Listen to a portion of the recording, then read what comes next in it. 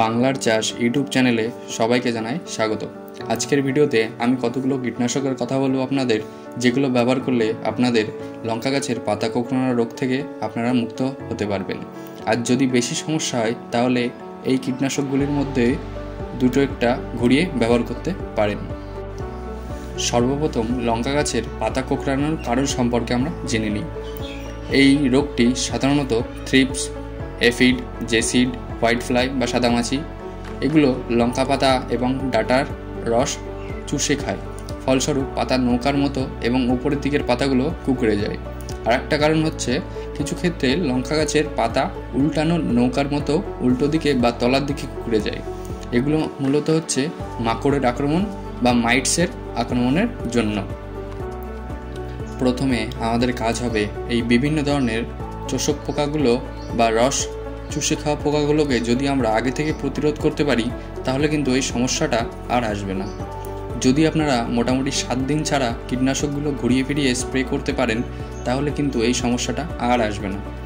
নীল রঙের এবং হলুদ রঙের আঠালো ফাঁদ আপনারা বিঘা প্রতি 12 থেকে 15টি ব্যবহার করুন। এগুলো মোটামুটি 1 মাস মতো কাজ করবে। যদি না বৃষ্টি হয় ফসল থেকে মোটামুটি 1 ফুট ওপরে এটা ব্যবহার করতে হবে। এটা ব্যবহার করলেই বিভিন্ন ধরনের শোষক পোকাগুলো এই ফাঁদের মধ্যে আটকা পড়বে। এই ধরনের শোষক পোকাগুলো মাধ্যমে ভাইরাসটা ছড়িয়ে যায়। মনে রাখতে হবে যখনই আপনি কোনো কীটনাশক ব্যবহার করবেন চেষ্টা করবেন পরপর 2 বার স্প্রে করার, পরে আরেকটা অন্য গ্রুপের কীটনাশক ব্যবহার করার। তো সর্বপ্রথম কীটনাশক হচ্ছে পলিশ বা বায়ার কোম্পানির লেজেন্ডা নামে বাজারে পেয়ে যাবেন। এর ডোজ হচ্ছে 15 লিটার জলে 10 গ্রাম। এই কীটনাশকটা আপনারা মোটামুটি 7 থেকে 10 দিন ছাড়া ছাড়া 2 বার স্প্রে করবেন। দ্বিতীয় কীটনাশক ইউপিএল কোম্পানির টিন্টো, ডোজ হচ্ছে প্রতি লিটার জলে 5 ml। প্রথম কীটনাশক স্প্রে করার 5 দিন পর কিন্তু আপনারা দ্বিতীয় স্প্রে হিসাবে এটি অবশ্যই ব্যবহার করবেন।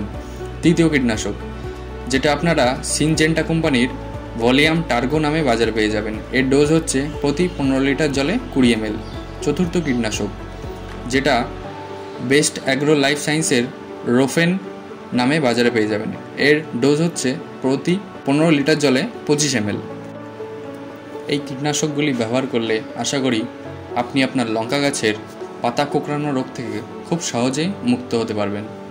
আজকের এই ভিডিও দেখার জন্য ধন্যবাদ। যদি ভিডিওটি ভালো লেগে থাকে অবশ্যই লাইক, সাবস্ক্রাইব, কমেন্ট করবেন। ধন্যবাদ।